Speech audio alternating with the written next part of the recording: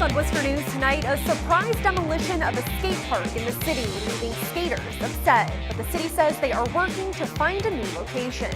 Plus, tragedy in Massachusetts. A police officer and innocent bystander shot and killed.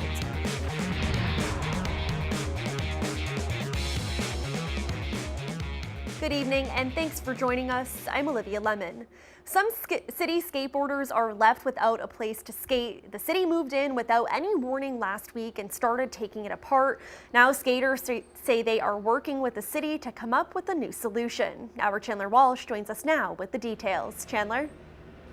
Olivia, one skater says they had planned to lay down concrete this month and had reached out to work with the city before. He says they weren't expecting to say goodbye to the skate park. You know, we said goodbye, and it's tough. An emotional few days for Warside skaters. The city demolished their DIY skate park under railroad bridges at the end of Washington Street with no warning. Skater John Powers says the skate park gave the Canal District its hip factor. This is where it started, and I'm really sure if you had never built a skate park here, there would not be a rising Canal District. Nobody would be here looking to build a ballpark. The Warside family has been building and improving the park for more than 10 years. Crews were on scene today tearing down the park, the city citing public safety concerns. I was gutted, you know, it was heart-wrenching. Longtime Warside member Chris Matthews says he got a text with a photo of bulldozers at the park and was emotional. We took the concrete blocks that we made for coping and kind of picked up the pieces of the skate park and ourselves at the same time, I guess. The city met with skaters Monday. City manager Ed Augustus apologized and acknowledged there should have been better communication. The city says in a statement, City Manager Augustus, Mayor Petty, and Councilor Carlson have committed to working with members of the skate community to improve future communications and to identify a suitable site to rebuild the skate park. Matthews says the group is looking to rebuild, this time with the city's support. They seem to be in full support, and I hope that they make right on it. A Warside member says they'll be meeting with the city again in 4 to 6 weeks. They'll have a business proposal for a new skate park. Worcester News Tonight, Chandler Walsh. 19-year-old Rhode Island man is expected to be okay after being shot in the head over the weekend. Worcester police say a suspect fired bullets at a car on Hollywood Street. At least 5 gunshots were detected by the city's gunshot detection system. According to police, the victim arrived at the hospital saying he had been shot in the head but was uncooperative. The investigation is ongoing. Worcester police say they have arrested a man accused of assaulting and robbing a man in a wheelchair. Police say the attack happened around 8:30 Sunday night on Main Street. They say the suspect assaulted the victim, then took his smartphone and cash. Within minutes, police say they located the suspect, identified as 45-year-old Juan Santiago of Worcester. Santiago faces multiple charges, including assault on a disabled person and robbery. Memorials growing in Weymouth as the community honors a police officer and a woman killed under heartbreaking circumstances. Today would have been Officer Michael Chesna's 6th anniversary on the police force. Instead, the community he served is saying goodbye to him and a woman identified as 77-year-old Vera Adams. The man accused in their deaths, Emmanuel Lopes, still waiting to be arraigned, and court documents reveal more about his past. Perry Russum has the latest. As an alleged cop killer waits for his day in front of a judge, new information on the deadly rampage is being released. Court documents are detailing the struggle between Weymouth police officer Michael Chesna and Emmanuel Lopes. Sunday morning, Weymouth police were looking for Lopes after he was reported speeding and crashing his girlfriend's mother's car. Lopes was found on Burton Terrace by Officer Chesna. The 20-year-old was allegedly throwing a rock through his kitchen window when Chesna got out of his cruiser. According to the documents, Lopes picked up another large rock and charged at Officer Chesna. At a distance of 10 to 12 feet, he threw the rock, hitting Officer Chesna in the head, causing him to fall to the ground and drop his gun. Lopes allegedly picked up the gun, stood over Chesna, and fired 10 rounds, 5 toward his head, another 5 at his chest and legs. Another officer arrived, shooting Lopes in the leg, but he was able to run away through several yards, still holding Chesna's gun. Investigators say he made it to this home on Torrey Street, firing 3 rounds into a porch window, killing 77-year-old Vera Adams. State police say Lopes was arrested with the gun still in his hand, but no ammunition was left. Evidence suggests either 15 or 16 rounds were fired from Chesna's stolen gun. According to court documents from a previous arrest, police say Lopes is a tall man standing 6'3", and they have fought with him before. In Weymouth, Perry Russum, Worcester News Tonight. In the death of a Weymouth police officer hitting home for several police departments across the state, officers and legislators are hoping something will change to keep the people who fight for their community safe. Our Rosalind Flaherty joins us now with more. Rosalind? Olivia, it's a very difficult time for many, especially for the Auburn Police Department, who says it brings back all the same feelings. People across the state are mourning the loss of Weymouth police officer Michael Chesna.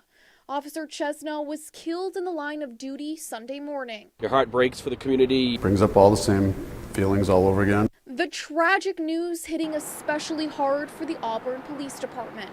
They lost one of their own 2 years ago. It's a mixture of, profound sadness, but it's also, a little bit of anger mixed in there too. According to court documents, the suspect, 20-year-old Emmanuel Lopes, hit Officer Chesna in the head with a rock. Lopes allegedly took Chesna's gun and fired shots into his head and chest. An elderly woman was also shot and killed. Auburn detective Scott Mills says officers train for these situations, but losing an innocent person is difficult. We, anticipate that there could possibly be a problem during our shift. We mentally prepare for that, hopefully physically prepare for that. But, for some innocent person just to be minding their own business and get shot in their own home. According to the Patriot Ledger, Lopes was charged in October for selling cocaine to minors and resisting arrest.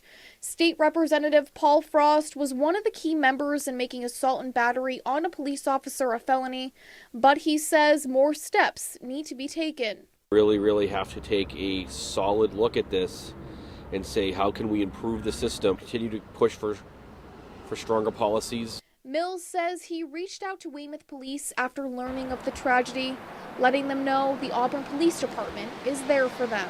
Unfortunately, now you've joined that brotherhood of sorts beyond the brotherhood that that we already have, and that's we're all in that sad fraternity, I guess, together where we do know what you're going through. We know not only what you're going through now, what you're going to go through in the next week and year and 2 years even. Officer Chesna was 42 years old and leaves behind a wife and 2 children. Rosalind Flaherty, Worcester News Tonight. In just about an hour, a memorial will be held at Weymouth High School in honor of Officer Chesna. Earlier in the day, fellow officers and community showed their support watching as Officer Chesna's procession wound through town. Alicia Palumbo has more. A fallen hero's final journey, draped in the flag he so proudly served as an Army combat veteran and saluted by a sea of brothers in blue, 42-year-old Weymouth police officer Michael Chesna was honored in a procession through his hometown. The solemn tribute wound through the streets of Weymouth past the police department where Officer Chesna should have been celebrating his 6th anniversary on the force Monday. A growing memorial showing how the community has been touched by his death in the line of duty. Oh, our hearts broke and sunk. It was awful. I feel bad for the family. The family is very sad.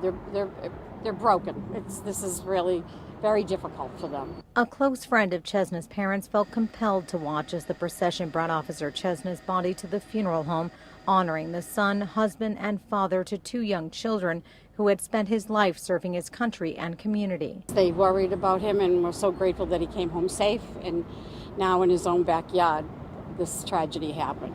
As fellow officers mourn the loss of their beloved brother, their families grieve with them. This is way too close to home.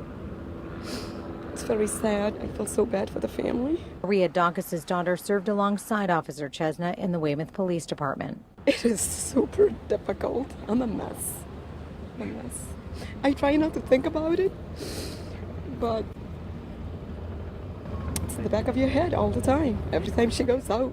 She was out there yesterday. And many people who lined these streets today said they plan to be at the candlelight vigil tonight at 7 p.m. at Weymouth High School in honor of Officer Chesna. In Weymouth, Alicia Palumbo, Worcester News Tonight. Back in Worcester, one city councilor is looking to find a solution to prevent future drownings at Bell Pond. Earlier this month, divers pulled a 13-year-old boy from the water who went swimming after hours. He died a few hours later at the hospital.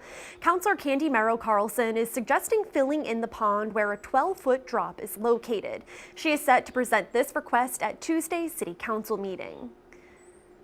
A Massachusetts couple under arrest in Vermont accused of assaulting a state trooper. Vermont State Police say they were called to a home in Pownell today for a report of an assault. When they arrived, 49-year-old Ronald Worley of Rutland allegedly told troopers he wanted to fight. They say Carol Forsman tried to keep troopers from arresting Worley. Both were arrested on several charges, including assault on a law enforcement officer. Switching gears now, a Worcester bakery is expanding with the opening of its new gourmet grocery store on Main Street. North Main Provisions focuses on wine, cheese, and local produce. The 800-square-foot space opened this weekend. Owners say it's an expansion of Crust Bakery, and the two businesses will complement each other well. We opened this past Saturday. We had a pretty good reception from the city, a lot of friends and family and new friends that decided to join us. We had a lot of people stopping at Crust, getting bread and coffee, and then coming over here. We have like cheese by the pound, so people can sample, and they were looking for things to have that night, so they were getting, exactly what we envisioned. And North Main Provisions is open Wednesday through Sunday from 10 a.m. to 6 p.m.